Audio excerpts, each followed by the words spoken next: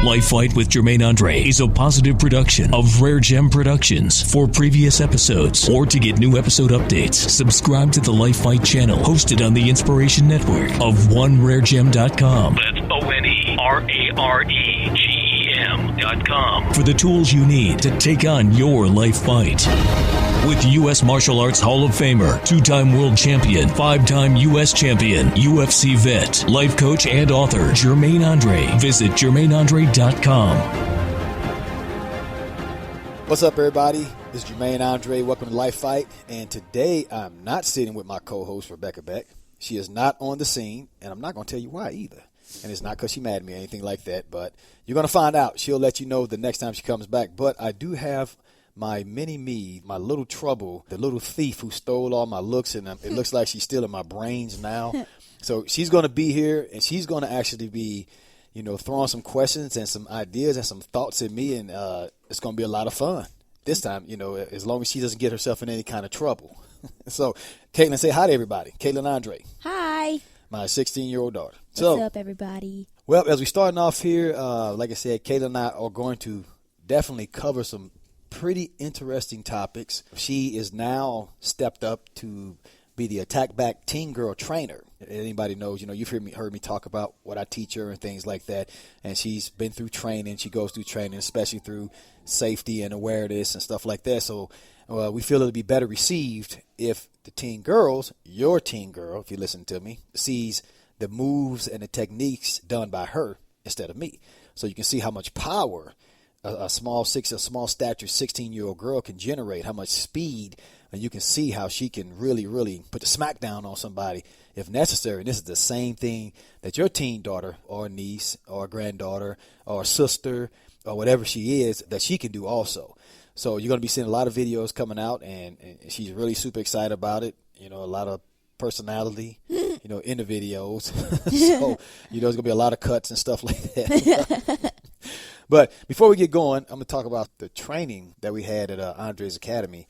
And Kaitlyn, you were with us. We had outdoor training. And here in St. Louis, it was funny. We all went for, 20-minute run. Yep. So it was about 4 miles from me. Uh-huh. Right? No. What? It's like 2 miles. Whatever.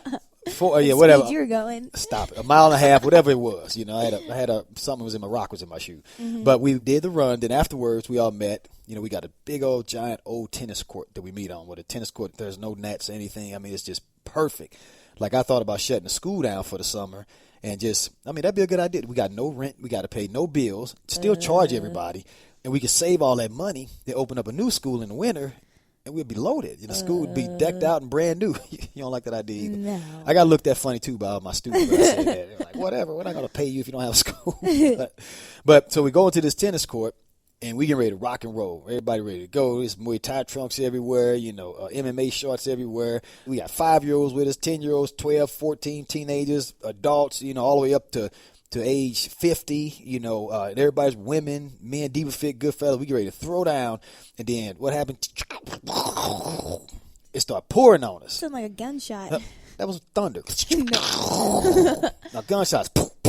See the difference? Oh. All right.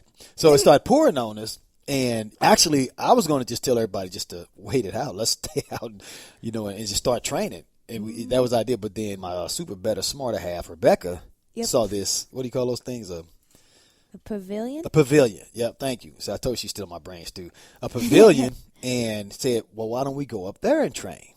So we packed everything up and went under this pavilion, and we all trained under there, pulled out the pads, and started training under there. And if you can remember, it was so funny because it was storming hard.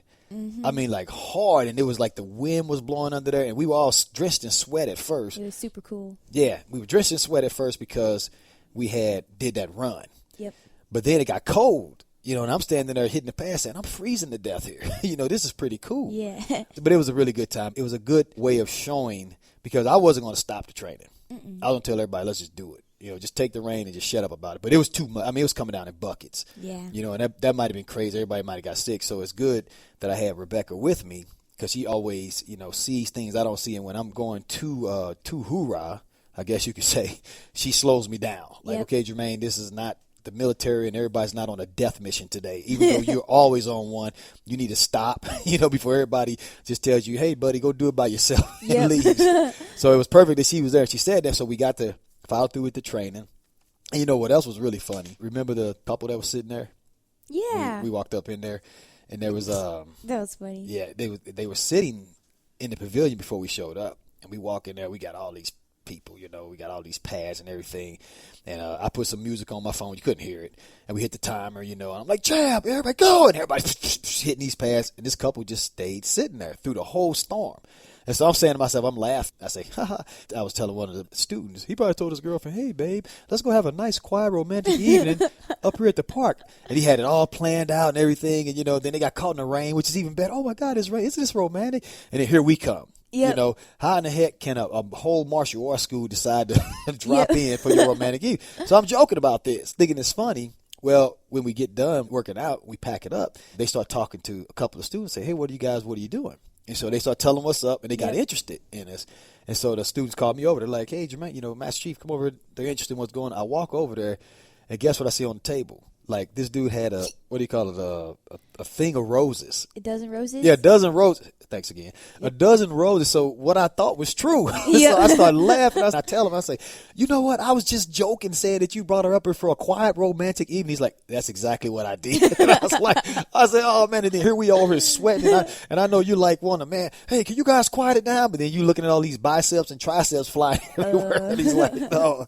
So, yeah, it was pretty funny. So, but they were really nice, and they were really interested. So who knows, they might end up joining up. Yeah, that was really cool. But it was good to show, I always try to teach everybody that you can't stop what you're trying to do.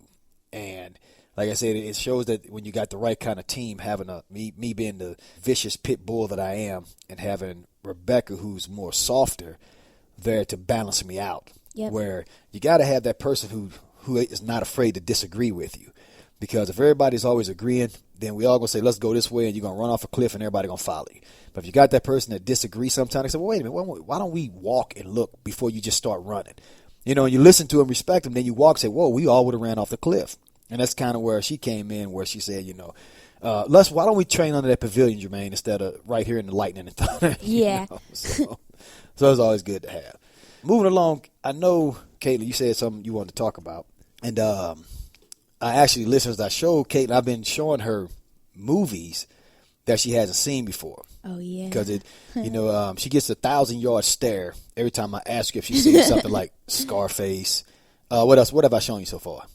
You showed me. You can't don't name the one from last time. Oh, Training Day. Yep. Because she's 16 now. I wouldn't let her watch rated R movies, when she was younger. So all of my best movies that I liked. Oh, what was one? Smoking Aces. Man on Fire. Man on Fire.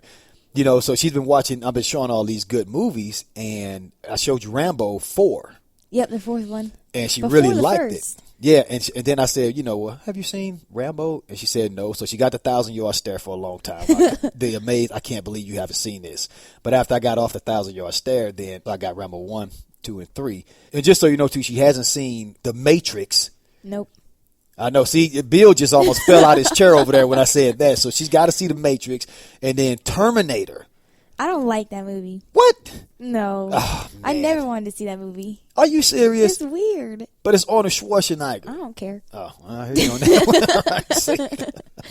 But The Matrix is a life lesson. So you got to see that. And Rocky. You haven't seen Rocky either. I have. Stop. Yo, you seen Rocky? Yeah. 1, 2, and 3. 1 was kind of boring. I had a whole day of where I watched Rocky when we had the Sandy storm up in New Jersey. Okay. Like 2 years ago, I think it was. Oh, okay, cool. So I rented from Netflix, Rocky 1, 2, and 3, which we watched 1. Mm-hmm. And then I think we started 2 last night, right? Yeah, 1 was the one with that thing. Okay, and you got sleepy on part 2, so we went to bed. No, I didn't. That was you. I don't know what you're talking about. You were all I was tired. I was up ready to watch the movie. Peanut butter and jelly sandwich so I could stay awake. And then you was like, I don't want to go to bed. I didn't say that. I didn't work out in the morning. You did. That's right, I did. I left you at home in bed asleep. Yep, that was great.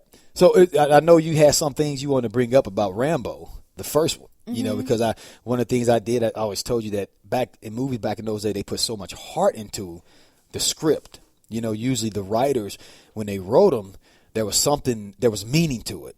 Whereas now a lot of movies are computer graphics, explosions, and excitement. You know, how crazy can we make this where everybody comes in and it's just, it's just crazy, oh my God, that was incredible. Let's leave. Now, who can make something more insane than that?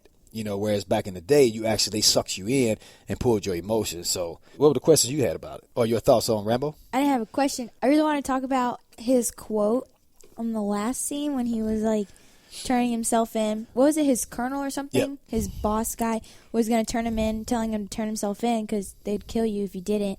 And he just had like this huge meltdown. It was really sad, but it made a lot of sense because my mom is a veteran from the military, from the Air Force, and she served for 18 years. And I know that she deals with a lot of hard stuff from when she went to war and stuff, and she's still dealing with it now. It was just really nice seeing how they created this movie to where like veterans can relate to it, because I think a lot of times, like a lot of us people, we just underestimate what our soldiers go through when they're in war, and we judge them too quickly on what they did in war or how they are when they come out of war. But we really just don't know what they go through until, like this Rambo guy, they thought he was crazy. But I mean, he laid it down. He was tortured. I mean, his friend was blown apart. Like, it's really sad on what he had to go through. Yeah. And people were just giving him a hard time, and all he wanted to do was come back to America, his home, and be safe. And when in reality, and just be accepted. Yeah. He didn't even want to be respected. He just wanted to be accepted. And that's what he's in his speech. Listeners, in case you're wondering, if you haven't seen Rambo, right now you're getting the 1,000-yard stare from me. Watch Rambo. Let your kids watch Rambo. I don't think, because in Rambo 1, he didn't even cuss, did he? Because remember we watched Rambo 2, and he dropped the F-bomb, and I said that's the first time he's cussed in these movies. Yep. So even back then, Rambo was even designed for everybody to be able to see. As far as I remember, it wasn't any cussing in it. No. But at the end, the speech that he gave, he mentioned about how he was out here as this veteran, and he told his colonel, these were your choices, your decisions. You told me to go do this and to go do that. I didn't know what I was doing. I was just doing what I was told to do. And then I come home, and I'm getting spit on for what I did, And so he relayed it down. And he told a story about how his friend, when they were, over in the war, and a kid handed him a box, and the box blew up. And it blew his friend apart. And his friend, he said he was holding his friends, and he's trying to put his friend back together. And he said his friend's like, I just want to go home. I want to go home and drive my car. And he's like, I can't find. He said I couldn't find his legs. And it was perfect because he was crying. He's like breaking down. He's like, and I'm holding my friend, and and he's saying, I just want to go home. And I'm holding, and I'm like, man, I can't find your legs. And it's like, whoa. Yeah, that was sad. Yeah, I had to hide on that one from him. I said, can't let my daughter see me break down. It's over, Johnny. It's over. Nothing is over. Nothing. You just don't turn it off. It wasn't my war. You asked me, I didn't ask you. And I did what I had to do to win. But somebody wouldn't let us win. And I come back to the world, and I see all those maggots at the airport protesting me, spitting, calling me baby killer and all kinds of vile crap. Who are they to protest me, huh? Who are they? Unless they've been me and been there and know what the hell they're yelling about. It was a bad time for everyone, Rambo. It's all in the past now. For you! For me, civilian life is nothing. In the field, we had a code of honor. You watch my back, I watch yours. Back here, there's nothing. You're the last of an elite group. Don't end it like this. Back there, I could fly a gunship. I could drive a tank. I was in charge of $1 million equipment. Back here, I can't even hold a job. Fucking cars! Ah! I can't. Oh, God. Where's everybody? It was really good and really strong. But another thing, too, that I want to point out, remember I brought this up, and what's that nice new word you gave me that I use pros and cons for it? Counterclaim? Counterclaim. When they sent Rambo and said, go over here, we just want you to take pictures. Mm-hmm. We don't want you to engage. This is the second movie, right? Oh, yeah, it's the second. Yeah. So am I okay to go to second? Nah, I don't care. Okay. And they said, we don't want you to engage.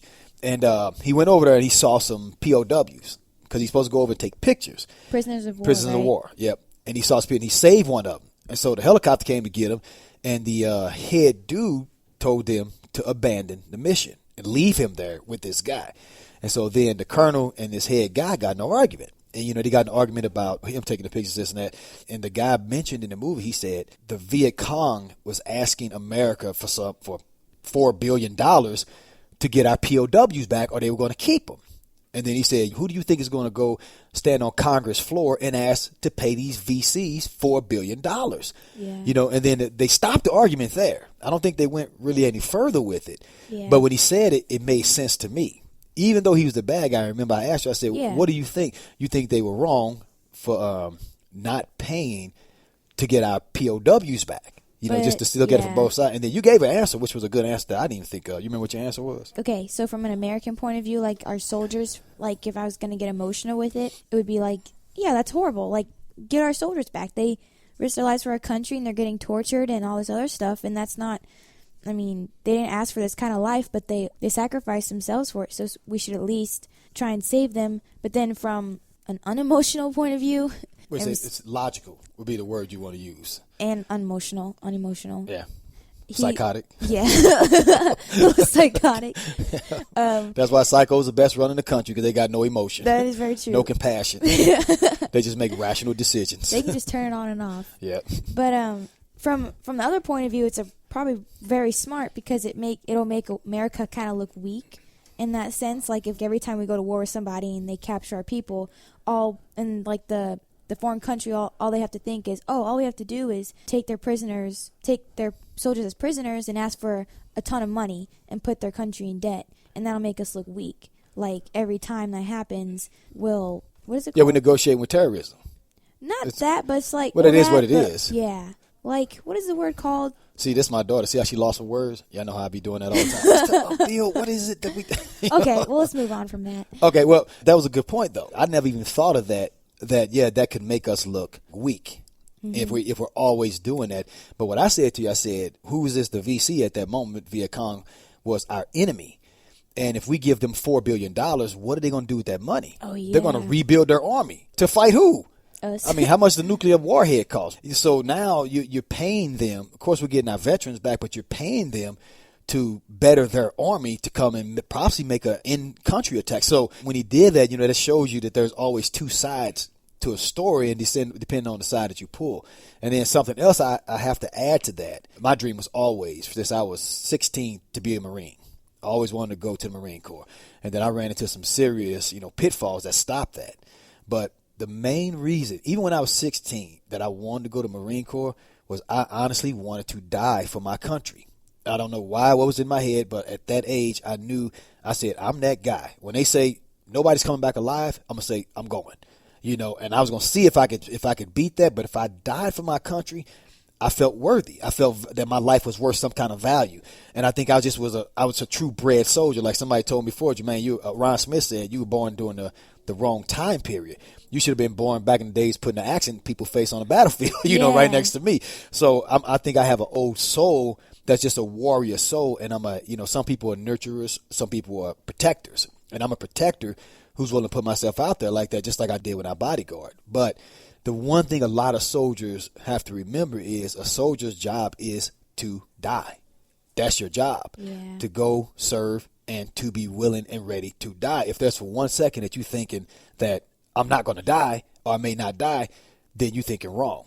That's why you're giving that gun. That's what you put on the paperwork they sign, is that you can die. So even when you get captured, you can't expect the country to sacrifice and put themselves in a position to how can I say, in a position to weaken itself to save you. You know what I'm saying? So you still have to, that'd be like me as a bodyguard. Like when I train my bodyguards, I said, do you know what your mission is? What a bodyguard does. Oh yeah, we protect people. I said, you take the shot.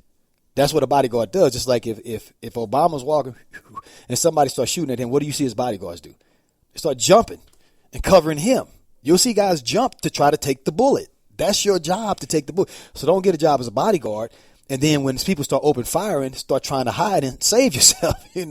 That's your job. That's what you signed for. So that's something too that a lot of soldiers, I think, still have to keep in mind, because you go in the military for benefits. People go in for college funds.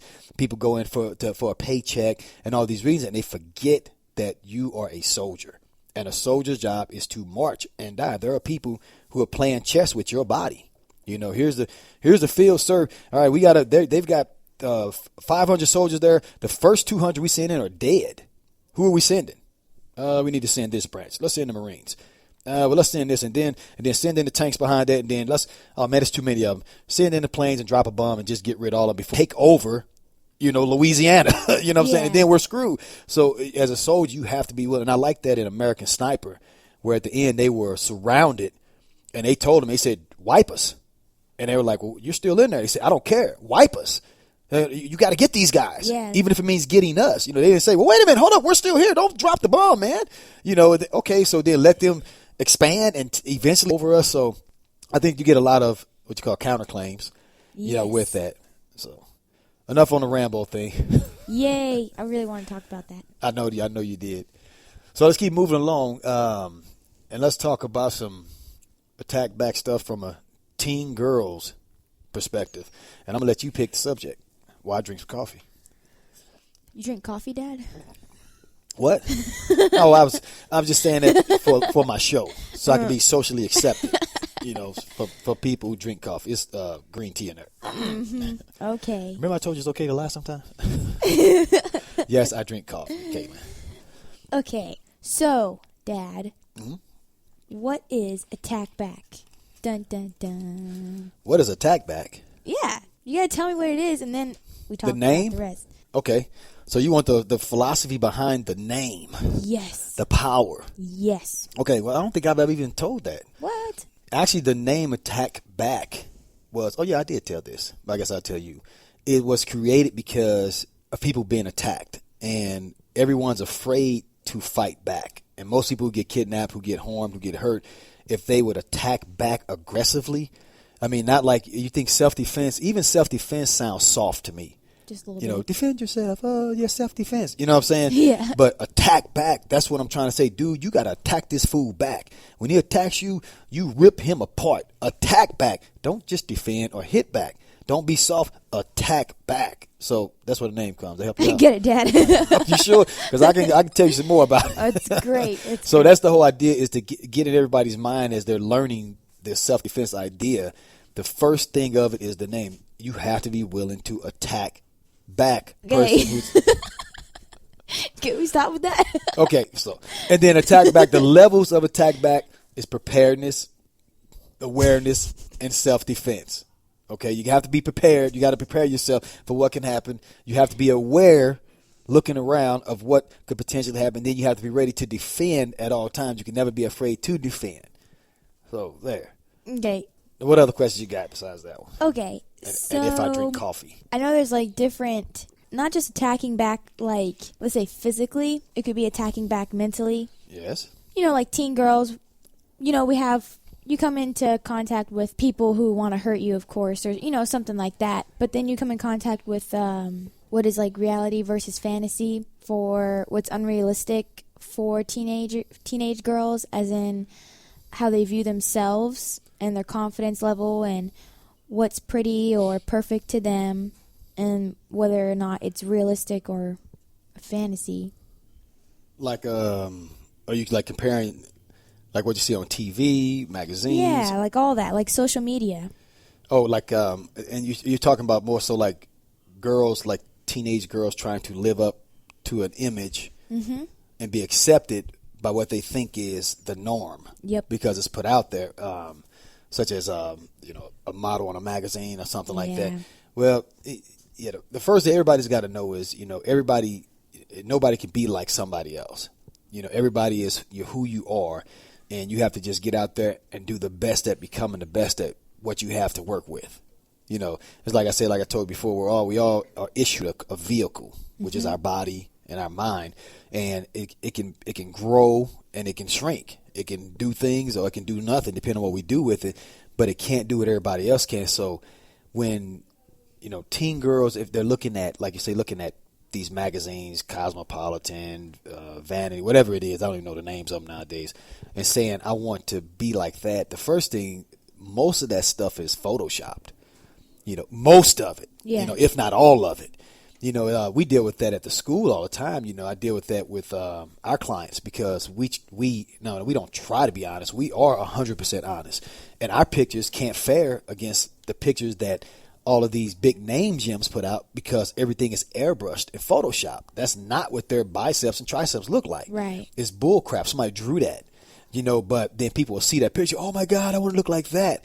Well, I put up a real picture of our people, and this is real muscle. This is really a real human being, and it can't compete, right? To this Photoshop stuff they created. So that's the first thing that the young ladies need to understand is that what you're looking at is not even real.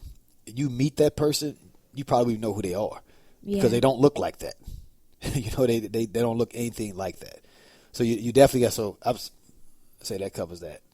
Okay, and then when it comes to like physically defending yourself, well, your first thing is preparedness. You have to be prepared, and I guess because when high school girls, when you're in school and let's say someone you're walking home from school or you're just in school in class or anything can really happen, and you can't carry weapons in school. Like you can't carry pepper spray, you can't carry a pocket knife. Yeah, you can't even carry a defense tool. You can't. I mean, even like those little nail clipper packs. I mean, you guys ain't even supposed to fight back if somebody's punching your jaw. Exactly. So they got you. They might as well handcuff y'all when y'all walk into school right. and say, "Hey, whatever happens, happens. Not my problem. We just don't want to get sued." Right. So it's just how do you prepare yourself when you're in high school and you're just anything could happen, Like as far as because that's a large window, and I hear what you're saying. Are we talking about physical attacks from other students? We talking about a madman coming in? We talking about what are you thinking?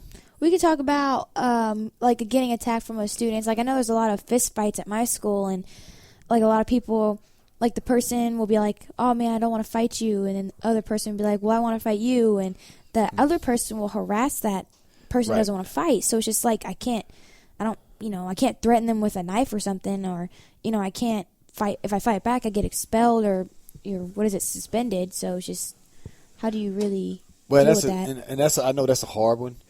Because, junior high school and high school is like Lord of the Flies, which I don't even think you know what Lord of the Flies is. But it's this dominating, bully thing. And it's, that's what I know. It's like, I was over with the 8th graders at one of the junior high schools in North County. And everything is either you're a bully and then you're on the bully side or you're a victim. Mm-hmm. That's it. You better get with the bullies and laugh when they pick on everybody else or you're next. And that's so here's a person, and usually the person who's not bullying is the one who's focusing on their academics. They're not focusing on trying to be the tough guy. So they're not interested in fighting. Right. So that makes a perfect victim for this bully who wants everybody to fear him because he knows if he goes at this individual, that's going to help boost his whatever he's trying to accomplish in the fear level of everybody else in the school because that's another person backing down to him that he's picking on. It's a really hard one because when I first thing I tell kids, I say, look, this is what you got to do is you have to think about why you're at school. Why do you go to school? You go to school to learn. You don't go to school to fight. So your best defense is a verbal. I'm not here to fight. That's not why I came here. I came here to learn. And kids have to start. The kids who think like that have to start sticking together, and they have to understand that. How can I put it? Reporting this type of information is not ratting or snitching, which I know and a lot of parents have a hard time understanding how that's social suicide. I know a lot about that topic, and you have to be careful. You can't live amongst you're a kid living amongst the kids and follow the adults' rules who are rarely ever there. Yeah. Inside the kids, you're going to get killed. You're going to get destroyed. You know what I'm saying? That you can't do that. You can't. And that's what happened. The adult will come in and say their 2 sentences and think, oh, you need to tell me this. And then they leave. They don't have to deal with the issue you have to deal with after being a rat or a snitch. That's social suicide. Now nobody wants to deal with you, But if everybody understand what a rat and a snitch is, first of all, a rat and a snitch is somebody who, if you and I do something together, we ain't supposed to be doing. And I get caught, okay? And then I tell on you to get off the hook to save myself. That's a rat. That's a snitch. If I'm driving my car and I come pick you up, you jump in the car, we driving, cops light me up because I rolled through a stop sign, and you take your sack of weed and throw it under my car seat, and I never approved you to even have that crap in my car, and then the cops search it and they look under there and they say, whose is this? And I said, that's Kaitlyn's, which it better not ever go to. But I said, that's Kaitlyn's. And you say, oh, you rat. No, I'm not a rat. I never agreed to be in this crap with you. I'm going down this path of being, I like cops. I'm trying to be a cop, as a matter of fact. I'm trying to be a lawyer. I'm trying to be a doctor. So if youth would get in that mentality that I'm not in your rat and pig category of bullying and street fighting and seeing who can pee farther than the other one and peeing on each other, that's your thing. Don't try to put me into that. I'm over here on this thing of being educated and having a future and becoming somebody in society. So this is my path. You trying to suck me over there. I got somebody that can deal with you on that. And that's where you go and you report it to the principal, you report it to somebody like that. But you got to have the confidence and the courage to stand and understand that you are not a rat. You are not a snitch. And everybody who thinks you are, they losers anyway. Yeah. It goes back to the whole deal. I know I talked about the how to employ your haters last week. And I think you were here, but you were sleeping in the corner. You should have stayed awake, see? My bad. But one of the things I mentioned was about your followers and how some people you don't want following you. And if a hater's out there putting a bad word out about you and these people are following him, he's just helping you to separate the good people from the idiots. Mm-hmm. So if you're on this academic goal, and that's what you're trying. I'm trying to be a surgeon. I'm trying to be a lawyer. I'm trying to be a football player. I'm trying to be, a math genius and figure out the one math question nobody's ever figured out. I'm trying to be this, that, and that's your goal. You have to have confidence and belief in what you're doing, and you can't allow some caveman who's only interested in trying to act tough, who ain't really trying to be tough. Because like I said, if you want to be tough, we can provide, MMA, boxing, and kickboxing matches for ages 14 and up. So anybody, and you know what? And if you're 7 and you're trying to be tough, we have grappling matches. So we can get you real fights. You do that at the school. Like if one of your students has somebody who wants to get in a fight with them or something, instead of fighting at school or anywhere else, the person who's the student at your school, they tell the person who wants to fight them, okay, well, here's the number to my MMA school that I train at, and we can go ahead and spar. Well, we had an actual student who actually, and this how real things get, and you can always tell when things get real with me because I don't like to BS kids, and kids got some serious questions. And I was talking about bullying in the class and bullying this, and you guys got to stand together against bullying, blah, blah, all the nice, happy stuff that everybody says, oh, be nice to each other. That's bullcrap amongst kids. Them kids like, yeah, okay, thanks a lot. Mother, you lucky, I'll bully you later. If you was in here, we'll bully you. You know what I'm saying? So, and one of my students came to me and said, MC, if somebody's really bullied, because I was trying to tell everybody about not fighting in school. And he said, if it's really, really hard, like, what would you do, like, if somebody really came up and took your lunch plate and shoved it in your face? And the first thing I always think is, I said, I got to talk to them like I would talk to my daughter, Kaitlyn. What would I tell her? And I said, let me get back with you on that. That's a serious question, man. And so I got back and I said, I'm going to tell you like this. This is the truth. You have to understand what you're willing to sacrifice, because if you get in a fight, you can get suspended and expelled. So you have to be willing to try and stand and take what you can take. But me personally, I'll probably knock their teeth out. I'm just saying that's me personally. I'm not advising you to do that, but I'm willing. And when I was in school, I was willing to get suspended or expelled to stand up for myself like that. And I'm not saying it's a good thing. And so I kept thinking, I gave him that answer. He kind of looked at me like, okay, well, that answer was okay, but I'm not giving you a gold star for it, So I said, I can't just let him go away like that. So then I thought, and I figured it out. I said, I got it. Boom. I said, so I pulled him back in. I said, here's my business card. This is what you do to anybody who bullies you. You tell them this, say, look, I love to knock the crap out of you right now like I know I can. But if I fight you, I got to fight my Master Chief for getting into a fight, and I'm not fighting this dude. But if you want to fight me, we have a cage at his school, and you can call him and bring your parents up to sign a waiver, and then you and I can fight right there in the cage. So he'll be waiting for your call, and he gives him that business card. He did that. Yep. He did it and shut all that crap down. He shut all that crap down. And now this is what happened too. Now, he also went on, this exact kid, to fight for me. He fought in a national kickboxing tournament and took first place, won a belt.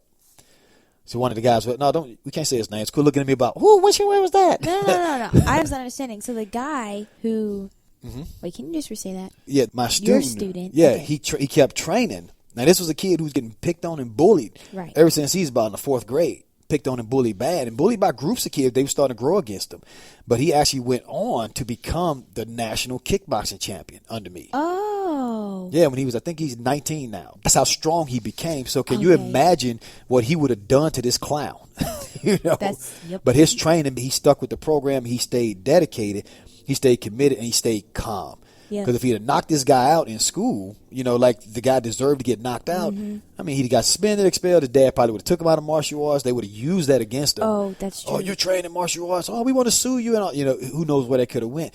But he maintained his discipline, his composure, and then now all these people who bullied him are very, very carefully driving past him. Probably dodging when they see him. Oh, that's him. Yeah. Because now they know he'll put a whip on. But that's something that I can offer my students that really helps. And then like somebody said, okay, well, what if somebody calls and they come in? Well, I said, well, first of all, if they call, that's good. That's even better because they got to bring their parents up. No kid can come up there and sign up without their mom and dad. And when they mom and dad come up and we have a talk, oh my goodness, it's on.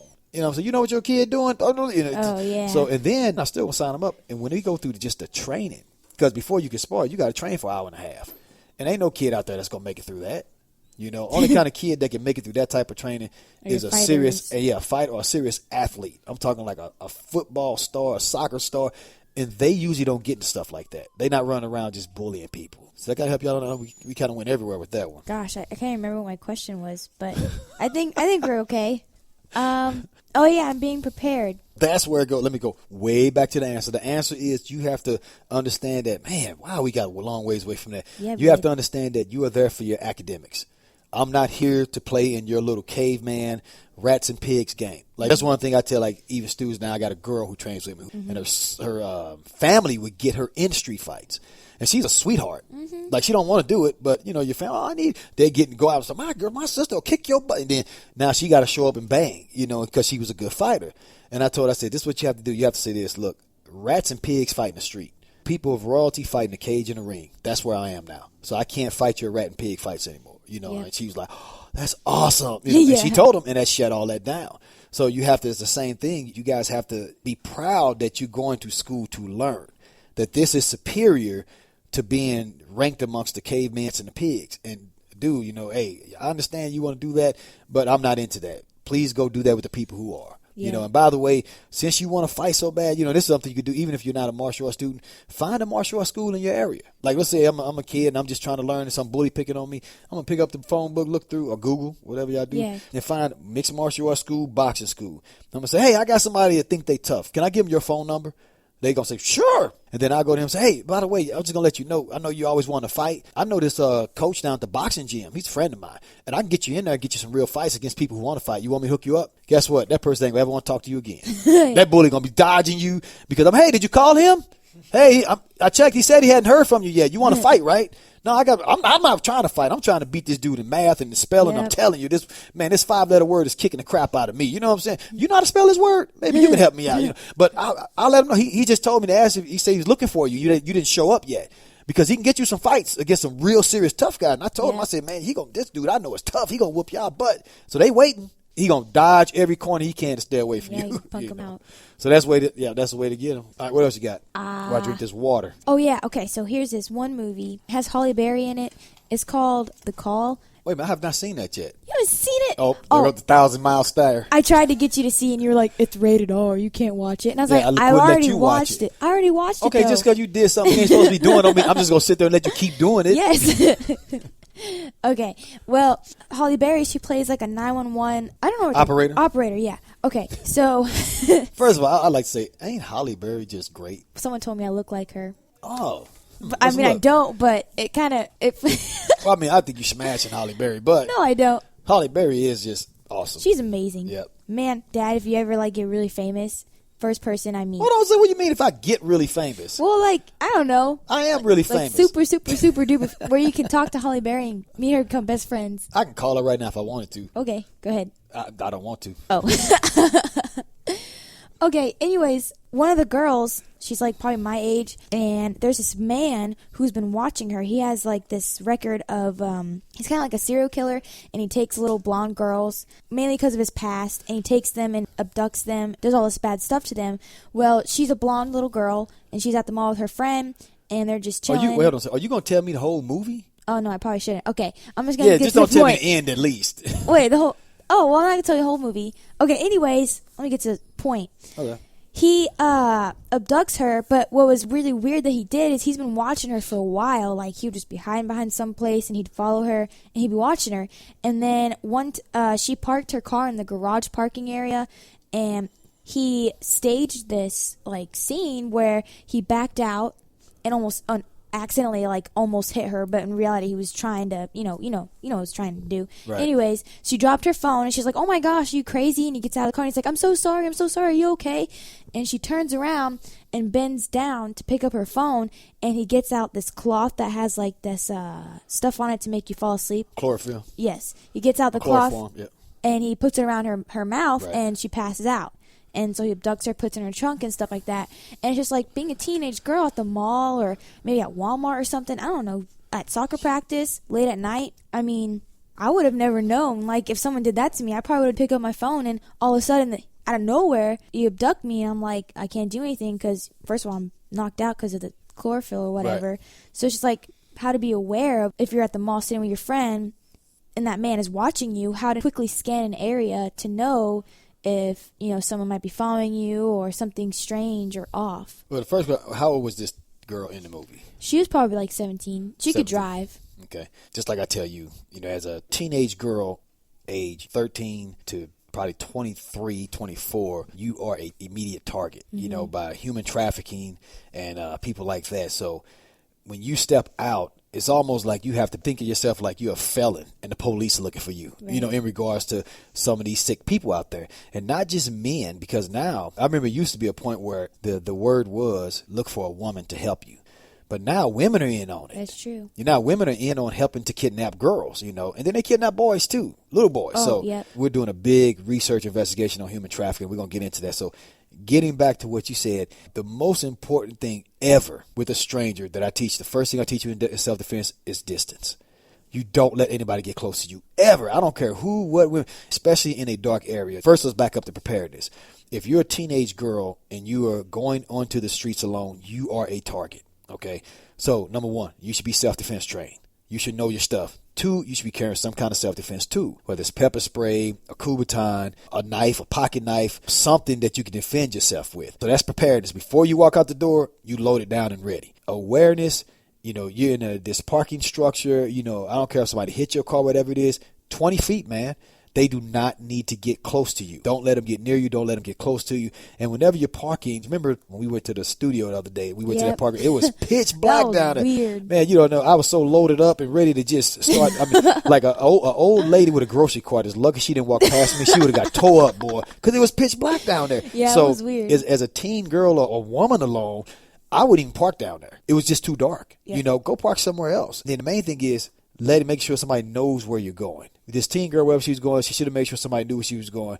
But criminals are smart now. But the main thing is for them to get you, they have to get close to you. So you can keep distance from somebody you don't know. And that's what I always tell you. If there's somebody you don't know, don't let them get within range to touch you. Don't let them get behind you. Don't let them get in front of you. And I don't care what happened. They hit your car, whatever. You got to do this, you got to do that. Keep distance from them. Don't get close enough where they can grab a hold of you. But that's pretty much all you can do when somebody's trying to outthink you and outsmart you. It's just like we talk about having drinks, going to parties, anything like that. And I'm not even talking alcoholic drinks. Somebody could drop something in your soda. Somebody could drop something in your water. Anything like that can happen. Like me, I treat my drink better than I treat my wallet.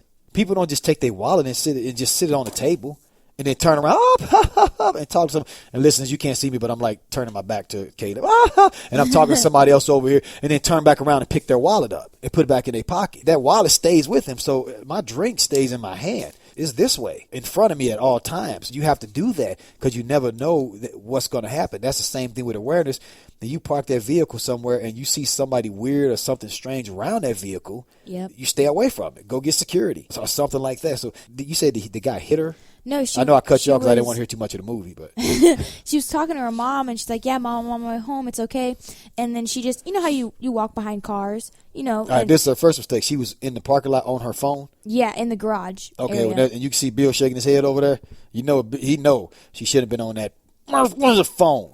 Well, her mom called her. I don't care. She could go. She should have went and stayed inside. When you out there walking in a dark parking lot, your awareness is up, and that's what the criminals look for. That's the first thing you look for is somebody on that damn phone. Like distracted. Yeah, on that phone, because they're not concerned about anything but what's happening on that phone. That's just like a runner with headphones on. That's true. You know, and running and not paying attention to anything except the music they listening to. That's true. But that was her first mistake. Now go ahead. What happened? Okay, and then I guess the car was off, or I don't know, somehow the lights were off, so she wouldn't know that this man was backing out. And then he made it seem like he accidentally almost hit her while he's backing out. And, you know, she dropped her phone because she was scared. Like, she got startled. And then, of course, he got out of the car and was like, "I'm so sorry." She's like, "Are you crazy?" And turns her back to him, picks up her phone, and then he grabs her. And that's the mistake of her training. If she'd been trained properly, okay, you dropped your phone. The phone's not important, more important than you are. Step back away from him. That's the way that goes. And that's why I teach about spacing. You know, you don't know him. "Oh, I'm sorry." Okay, that's cool. You can be sorry from over there. She should have backed up, you know. And he keep coming, "I'm sorry." "I'm fine. Stay away from me." You know, and that's what you tell him. Stay away. I don't need you to come touch me or check me. You didn't hit me. I'm fine. Stay away from me. Then if he keeps coming, unload on him, man. Yeah. And that's legal. You know, that's legal. Yep. That's, you know, stay back. He keeps coming at you. I'm a teenage girl. You know, this dude almost hit me. He jumped out the car, approached me. I told him to stay back. He kept coming at me, so I palm striked him in his nose. You know, sorry. You know, Yep. apologize in court later. And if you do get in trouble, it's going to be a day of probation, but that would have saved her from eating that chlorophyll rag. You know what I'm saying? So that's where it first comes off, is the preparedness and awareness of stay off that phone. If she was talking to her mom, it should have been in a safe area inside the mall. Your phone rings while you're walking through the jungle, which, you know, a parking garage structure is worse than the jungle. You're walking through a jungle where there's wild animals. You can answer your phone later. You know, call her after you get into the safety of your car. You don't need to answer right then and there. Yeah, that makes sense. And you didn't ruin the movie for me because you didn't tell me what happened after that. The ending's pretty awesome, but I won't tell you. Well, we can watch it now. Yay. Yeah. Well, what else you got? What about when you're home alone? Because I know my mom, being single and stuff, she she likes to get out with her friends and meet new people and stuff like that. Especially, you know, dating, that kind of stuff, getting back into the game. So I have my little brother, and me and him, I gotta watch him, and we'll stay at home alone sometimes. And, you know, when women go out on dates, my mom tries to make it to where she can go out on dates in the afternoon, so she doesn't leave us home by ourselves alone. But sometimes, you know, it's nice to go see a movie at night. But when you're home alone, it gets kind of scary, I guess. Just because, I mean, you can be walking in Walmart and this random creepy man could find some kind of interest in you, and he might be stalking you, and just wait for the perfect moment where you're alone. Like, you don't know how these people are these days. They're really creepy. So it's just You talking getting stalked in Walmart or being home alone? No. I'm saying, like, you could be home alone. Have you seen the movie Home Alone? Yes, Dad. Oh, okay. I was just checking. Gosh. I was just checking. I don't know. That's not realistic either. I don't know. Some of them booby traps. That's a lot of stuff I got set up at the house. What? No. Paint can in the face.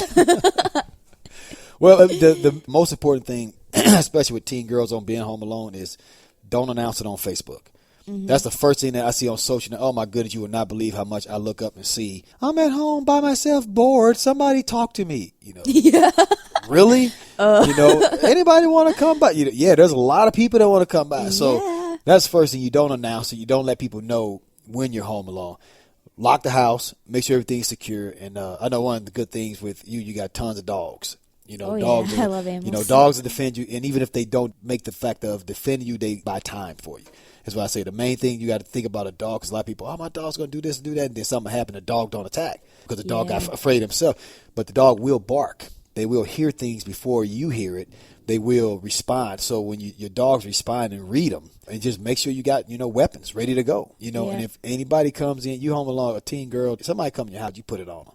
You unload them. You ain't got to ask no questions. Don't open the door for anybody. I don't care who it is. I don't care if they say they're police, they say they're fire, whatever they say. You don't open the door for anybody. You don't even really have to answer the door. Wait, if it's the police, you don't open the door? No. If they got a good reason to be there, like you called them or something like that. Yeah.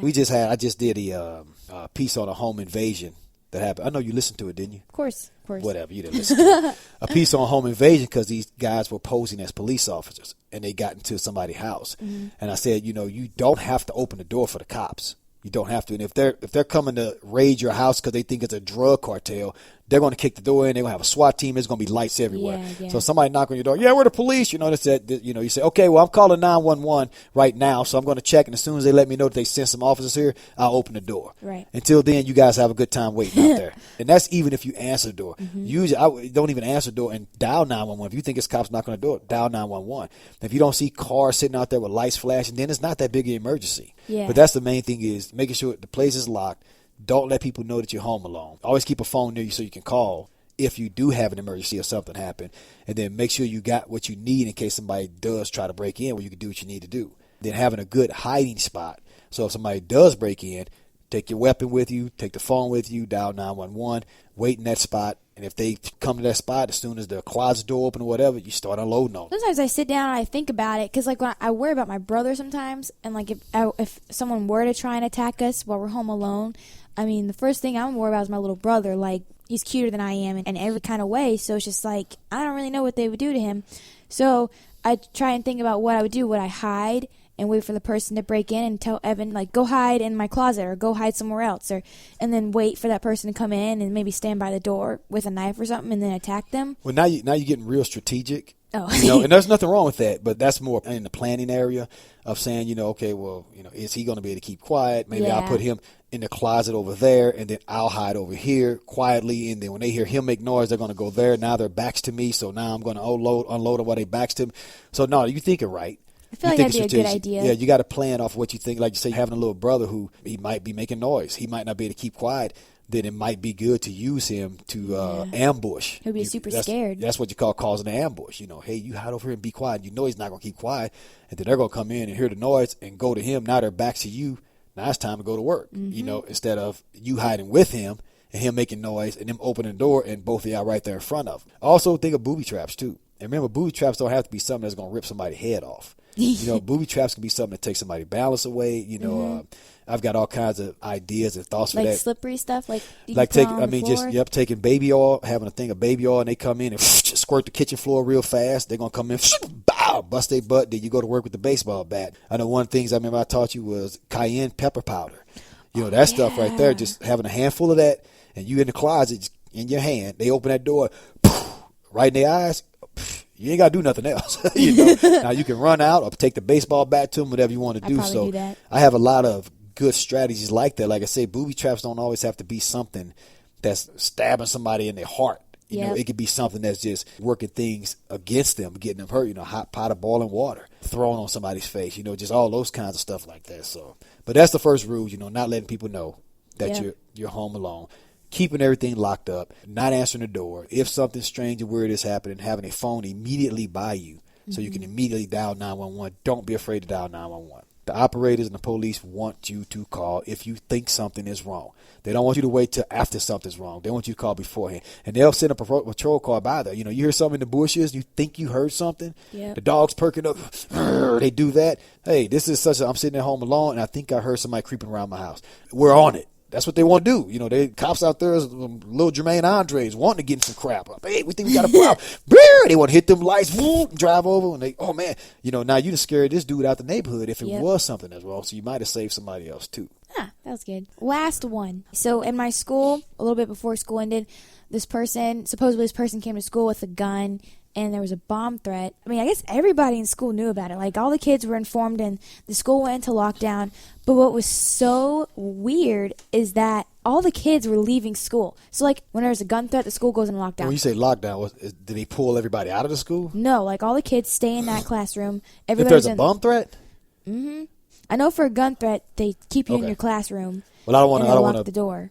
Criticize the school if we don't know the true procedure. Yeah, I usually when you get a bomb threat in a building, you get everybody out of the building. Okay, so if it's a gun threat, then you stay in the building and they just lock it. They lock you in your classroom and stuff like that. Well, we had that happen for a gun threat and a bomb threat. It was weird. So a lot of kids had to stay in school, and teachers are locking down and whatever. But then there was like a ton of kids, including myself, because when I heard bomb threat, I was out. Everybody just like ran home. Like, everybody, they called their parents. The It school. said, screw that bail. Yep. It was you really- locked down, mother. I'm out. I mean, the teachers even put on the intercom, all right, anybody who leaves the school, this is an excused absence. But it was weird because They said it is an excused absence or it is not an excuse? It is Okay. an excused absence. So if you Okay. leave school, it's fine. But then again, teachers were yelling at us, stay in the classroom. We're locking down the classroom. Kids were like, no, I don't think so. So they'd go out the back door, and kids were decking it. They were running. They were like, So they announced that it was okay to leave, but then some of the teachers try to keep kids locked well, because down. there was also a gun threat. So, like, if there's a gun threat and this person with a gun is in our hallway or out back or something, and you're gonna make Right. a run for it, and the person's right there, I mean, it was a really, really bad situation. It was really bad. I went home, that's for sure. But Oh, you wanted to yeah, one of the road runners? I was Say, fool, I play soccer. I'm out. called my mom. I I didn't was build like, these wheels for nothing. "Yep, I'll meet you at the gas station, Mom." It was really bad. So what's your question? Or you just whining and crying about it? No, like what I was was this? just messing with you. What are you supposed to do? Like, That's a really hard one because, and I'm going to tell you this. I remember looking on Facebook and I saw some people and they were actually insulting this teacher who the teacher said, they've been having, because they having these school shootings. Mm-hmm. And the teacher said that he thinks that the classroom should stock canned food. Just put it in the classroom around the class. So if somebody comes in shooting, all the students need to throw canned food at the shooter to help try escape. And everybody, oh, that's so stupid. Who's this? And I'm sitting there, I say, that's one of the most intelligent things I ever heard because kids can't carry weapons. Your book bag, if you can wind up and throw it, with all your books in it, if all your books are even in the bag, they can dodge it. you know too. what I'm saying? Yeah, then they can dodge it. And that's if you get, like I say, you get to throw. If you can even get the throw off fast enough, there is nothing else you can do except sit there and get shot. You know what I'm saying? Which, of course, you say to everybody, okay, everybody rush them all at once. But how many kids are really going to be able to do that? Mm-hmm. Honestly, how many men are really going to be able to do that? I mean, you hear about the stuff with the planes getting taken over. And it was 50 people to 1. And they didn't jump up to do anything to him because he had a box cutter. So a guy with a gun, you expect a classroom of kids and a teacher who's not military or martial art trained or anything, who they train just to teach, to just do what? But I thought that the canned food idea was a really, really good idea because you throw a can of peas at somebody. Anybody, and I said, anybody who think this is stupid, stand there and let somebody throw a can of peas at you. And see how that throws off your aim for, 3 or 4 seconds. And if everybody, you got, 10 kids, 15 kids just bombing, that'll crack a skull. I mean, a can of food, if I hit you in the skull, if a 15-year-old kid hit me in the skull with a can of peas and that metal hit me, that'll fracture my skull. So it wasn't a bad idea. I said, I invite anybody to put face shields on and no body gear and let some people throw some cans of peas at you. And I bet you're going to flinch. They're going to hurt. And give them one of those plastic BB guns and say, okay, I want you to try and shoot somebody and hit them with this BB while they throw these cans of vegetables at you. It's not going to happen. You're going to be turning your back, trying to protect your front, and then you're going to take one in the spine. He's going to be out of there. Mm-hmm. So I think that was a good idea. I think it was a really good idea. That was really smart. In regards to what kids have to protect themselves. You have nothing else. But nothing to be as good as, I think, like I said, canned food. And it's easy if you can grab it. Fits it. in your hand. And it's just like throwing a ball. Yep. It's pretty easy. When a person, it's like I teach people for gun defense when it comes to disarming firearm. The first thing is, unless the person's really close to you, they got a very, very small chance of hitting something to kill you because their accuracy is going to be way off. Unless you just stand there and you let them just open fire on you. So I say, running, trying to get away, if you can get away, jumping out a window, running away, definitely. If anybody can rush them from behind, that's the best thing to do. But that's just a really hard situation, man, because it's like shooting fish in a barrel. If somebody walks in a classroom and starts, just open firing, me personally, of course, I'm going to try to go at them and try and make the attack. And people who get shot, most of the time when they get shot, they don't even know they got shot. Mm-hmm. And I tell people that all the time when it comes to CCW and things like that. You can shoot somebody 4 or 5 times and they can still cut you with a knife because they don't even know they shot half the time. And I know the schools struggle with their procedures. Yeah. The best thing, it goes back to, do you want metal detectors at the schools? And the schools treat it like prisons where when you walk in, everybody's getting frisked and shaken down and stuff like that. So that's a hard, but that's all I say. You got to move. The accuracy is not going to be good at hitting a moving target. If you're afraid and you just freeze up and you just lay there, then you just sit and duck. So I say move and try and get away. If you're close to them, rush them. try and get your hands on that gun, get it from, stick your finger in his eye, kick him in the groin, bite him in the throat, anything you can do to try to discourage, what they're trying to do. Right. Listeners, y'all couldn't see she's signaling stuff at me. What? She's trying to manipulate me. No, I'm not. Go ahead. Can't manipulate psychos. I'm just kidding. I have compassion, so I'm not psycho. Okay. I just control my emotional response. Let's get back to the business, Dad. Okay. Go ahead. Dangers of boyfriends for teen girls. Well, Are we the talking biggest about the danger for anybody trafficking who dates you is the fact that I'm your dad. So does that kind of cover it? No, Dad. Not for other teen girls. Okay. That's for other teen girls. Right. Okay. Can we mention the trafficking stuff about the boyfriends? Yeah, you can mention. And how they're super dangerous in that area, but not just get so onto it. Yes. I'll cut short what needs to be cut short. And what she listens, what she's talking about is, like I said, we've been doing the research, and I had her sit and listen while I was covering some information with one of my researchers. One of the things we find out about the human traffickers, which they operate strongly. In case you didn't know, I mean, people getting sold for $20,000, $50,000, $100,000. And, you disappear overseas. So you do not want your kid to get caught up in this, because, I think they recover 5% or less of the people who get captured, because this is a professional business. They're excellent at what they do. They have certain types of people they target. And we're going to cover all of that.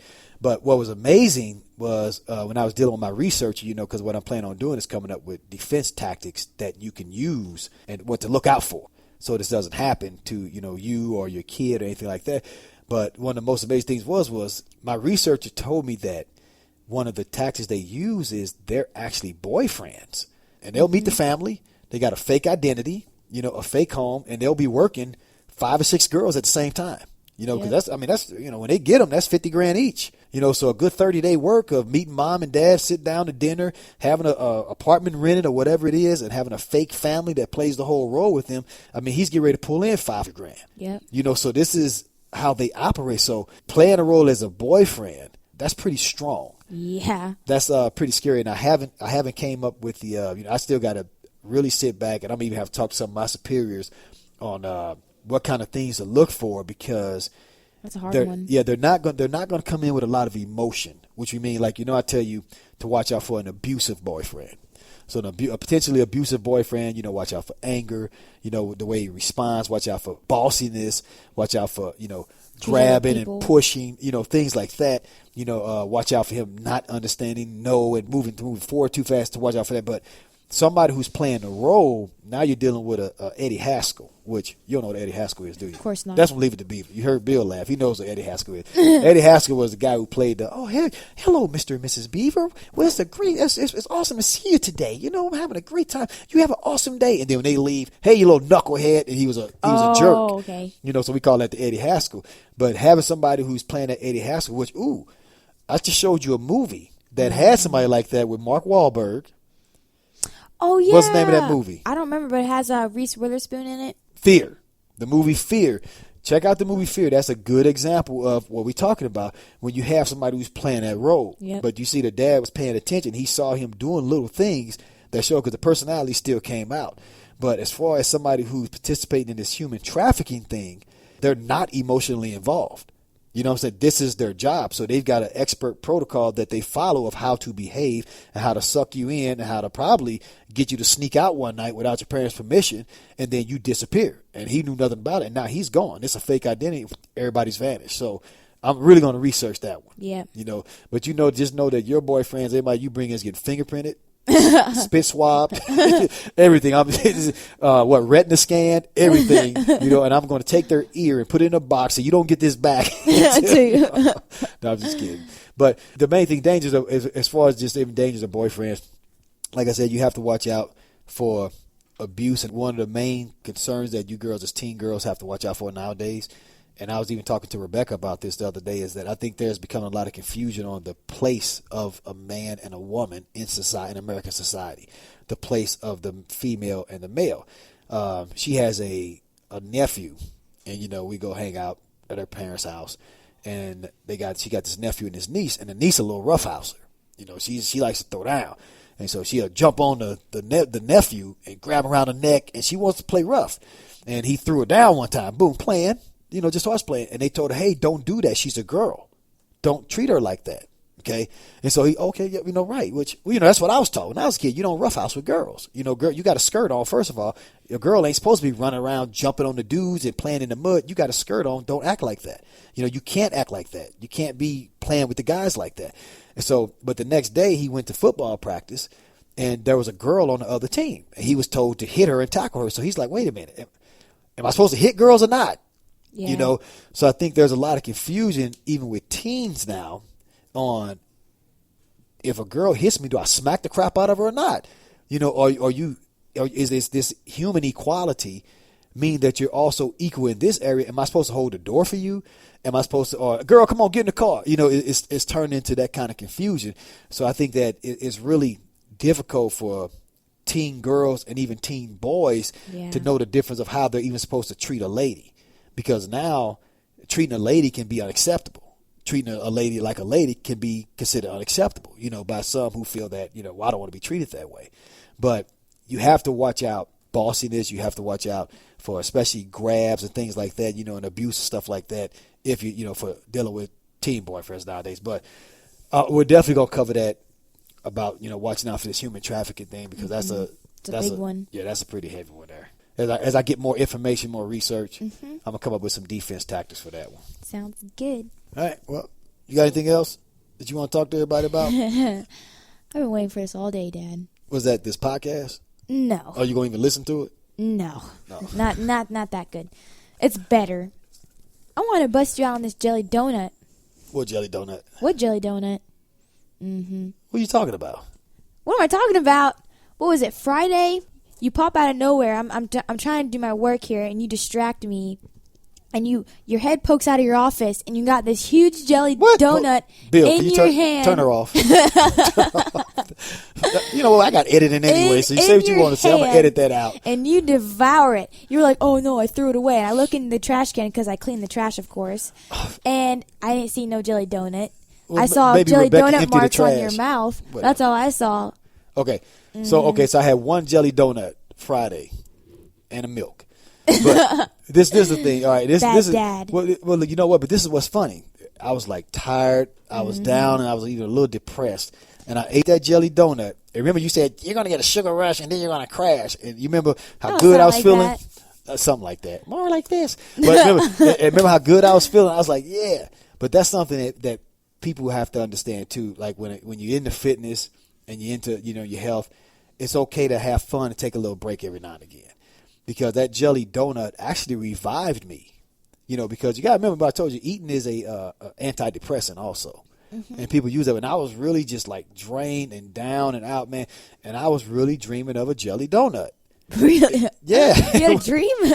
Yeah, because I was passing, I was going to sleep, so I was having a dream of jelly. And when Rebecca brought me that jelly donut and I ate it, it made me feel good because it mentally charged me. Yep. So it still had its good place that way. Now, I'm not telling everybody to start eating a whole bunch of jelly donuts so you can feel good all day long. Yeah. That's not the way it's going to work. But that's why I had that jelly donut. But when you have dreams of jelly donuts, you should and you saw that. When I was down there teaching and everything, I was feeling good the whole time. I didn't need anything. But that was just that once. And we won't talk about the cake I ate over the weekend, ice cream. What? I had to eat that. Oh, yeah, like 4 scoops. I was just being courteous with the people we were at. That was social. Okay. All right, well, that's enough of Kaitlyn's opinions and thoughts and questions. We don't want to hear any more of that, so we're going to keep moving along. Everybody remember, we're on iTunes, Stitcher. We need those reviews. Send us reviews in. We'll answer any questions. I'm going to have Rebecca back on with me next week, and I think she got something cool she's going to talk about of why she was MIA today. And I think it's something interesting that all women are going to want to know about and might answer some questions for you. So until next time, I hope everybody picks something up out of this. I hope you had your teen girl, if you got a teen girl, listen and pick something up out of this. And remember that on attack-back.com, you can get some free self-defense lessons. Kaitlyn's going to be on there right now, showing stuff for teen girls to pick up on. And actually, Rebecca's going to be putting stuff on there for women to pick up on. So make sure you check that out. And until next time, stay strong. Remember, now I'm in your corner for your life fight. Stay strong. Don't be afraid. Be aware. Be prepared. Be ready to defend yourself. Take care. Bye. For all things Jermaine Andre, get books, get trained. Learn the secrets behind his brawn, his brain, and his edge. Visit JermaineAndre.com. LifeFight with Jermaine Andre is another positive production of RareGem Productions. Thanks for listening.